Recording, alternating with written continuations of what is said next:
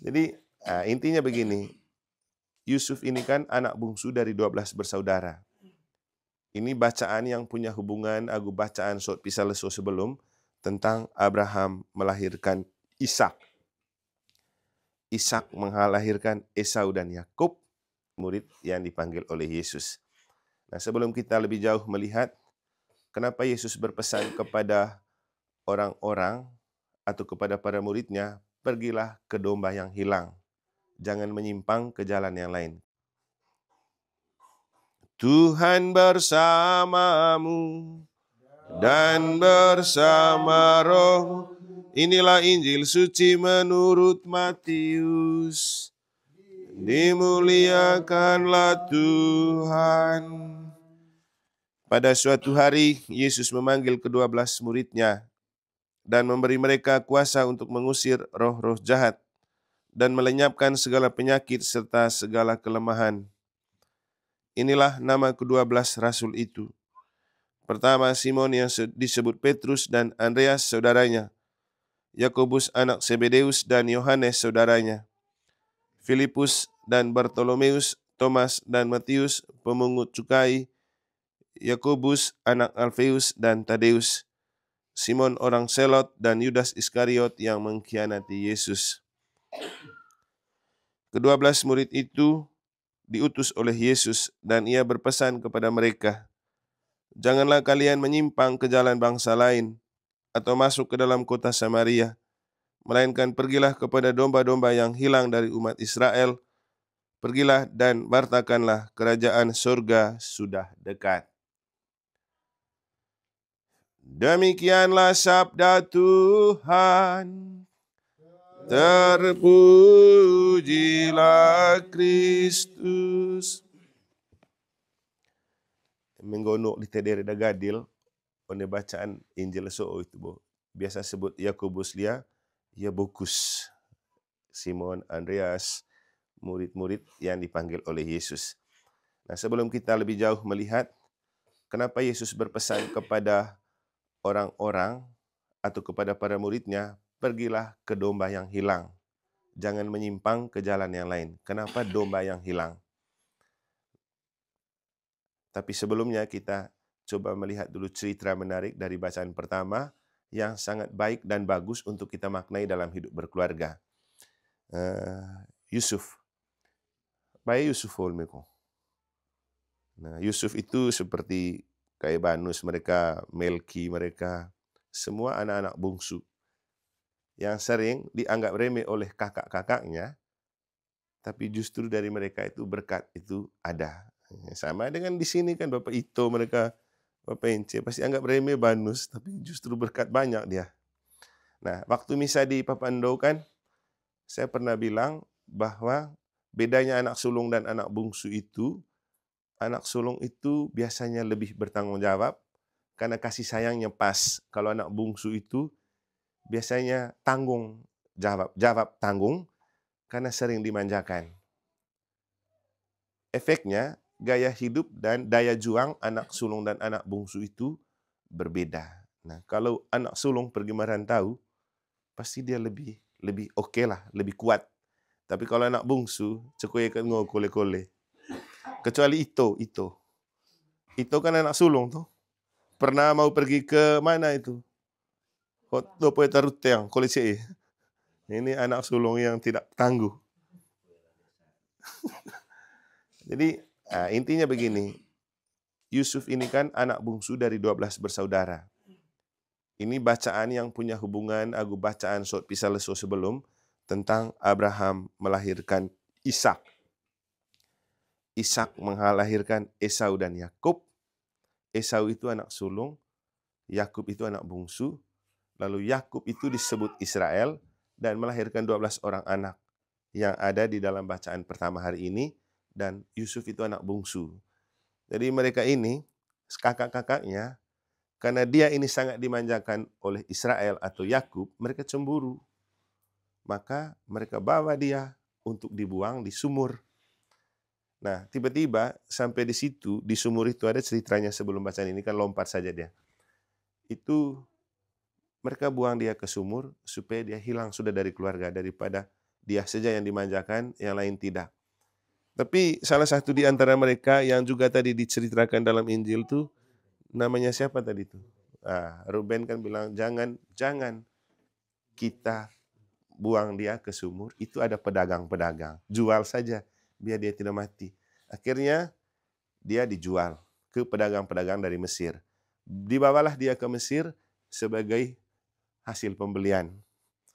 Nah, sampai di Mesir, dia diberikan kepercayaan seperti pegang kunci gudang. Kemudian terdapatlah kelaparan di Kanaan. Kanaan itu tanah yang subur dan tanah untuk orang Israel. Makanya kalau ada cerita di kitab suci itu, Kanaan itu memang negeri yang terberkati karena subur.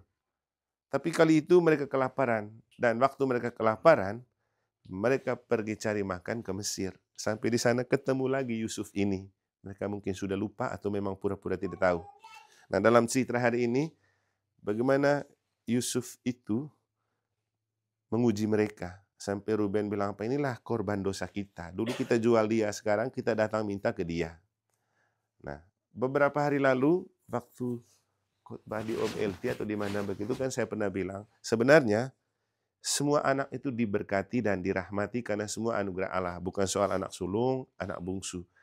Karena yang paling penting, mau anak keberapa saja, yang penting dia punya iman. Karena iman itu yang menyelamatkan. Makanya dalam Injil kemarin kan, Yesus bilang kepada penjaga bait Allah yang anaknya mati, sama kepada perempuan yang 12 tahun sakit pendarahan, Yesus bilang apa?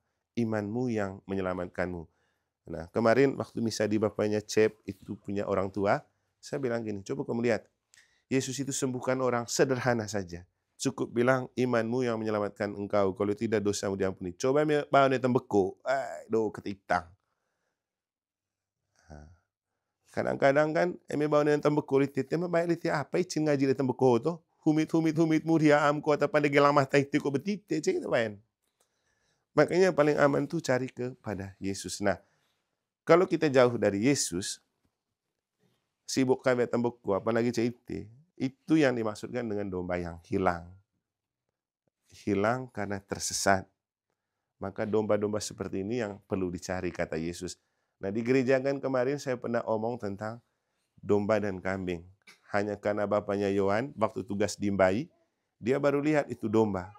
Buah kulelo dungo tanah suci lo.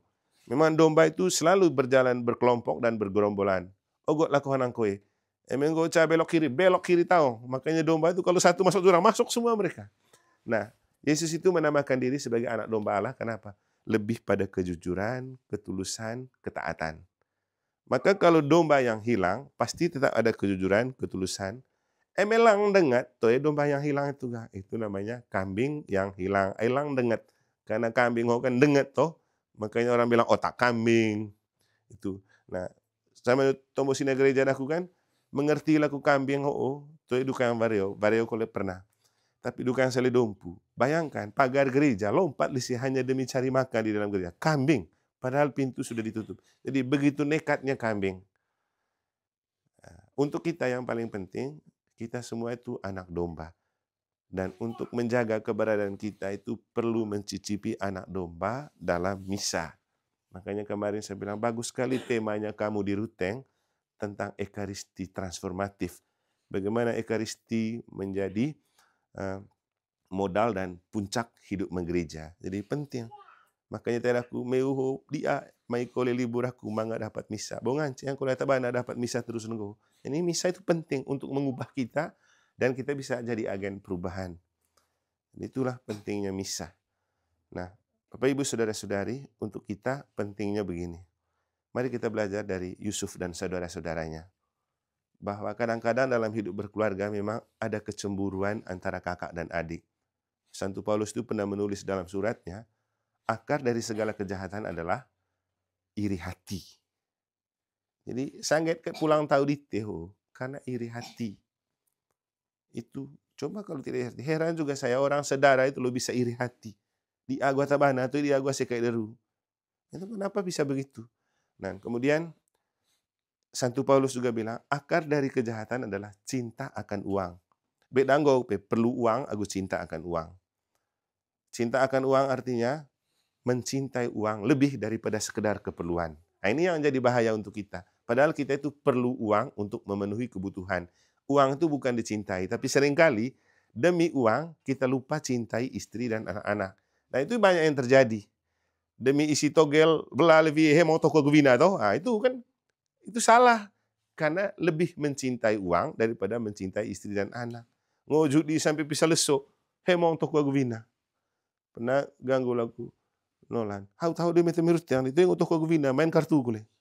Artinya begini, kita coba mengubah gaya berpikir kita bahwa kita itu mencintai untuk Tuhan dan sesama, bukan untuk uang dan materi. Karena kalau kita mencintai uang dan materi dan ada iri hati, itu yang buat kita terjebak dalam kekacauan seperti kakak-kakaknya Yusuf. Mereka kemudian kelaparan, kesulitan dalam hidup. Dan Ruben bilang, apa inilah korban dari dosa kita. Jadi setiap perbuatan kita itu ada buahnya. Jangan berpikir apa yang kita buat tidak ada buahnya. Kalau bukan sekarang, nanti anak-anak dan cucu-cucu kita yang menikmati. Saya selalu bilang begini di paroki, di umat-umat. Bapak-bapak, coba jangan egois. Jangan egois artinya, kalau kamu di paroki tidak suka dengan romonya, atau kamu tidak suka dengan orang tertentu, jangan seenaknya berbicara dan bersikap. Karena upahnya bukan kamu yang dapat, kamu punya anak dan cucu. Itu pasti akan selalu terjadi. Jadi apa yang kita taburkan sekarang, itu akan dituai oleh anak-anak dan cucu. Makanya dalam renungan kemarin, saya bilang apa? Iman orang tua sangat menentukan kesuksesan anak. Dan kesuksesan Yusuf dalam bacaan pertama, itu karena kekuatan iman kakek neneknya Abraham, Ishak, Yakub. Dan Tuhan sudah berjanji untuk memberkati keturunannya. Nah sekarang, siapa yang terberkati? Orang yang setia dalam iman. Jadi kalau kita setia dalam iman, semua terberkati. Mau anak pertama, anak kedua, anak ketiga, anak keempat, anak keberapa saja. Yang penting ada iman. Karena Yesus bilang, imanmu yang menyelamatkanmu. Semoga Tuhan memberkati kita selalu.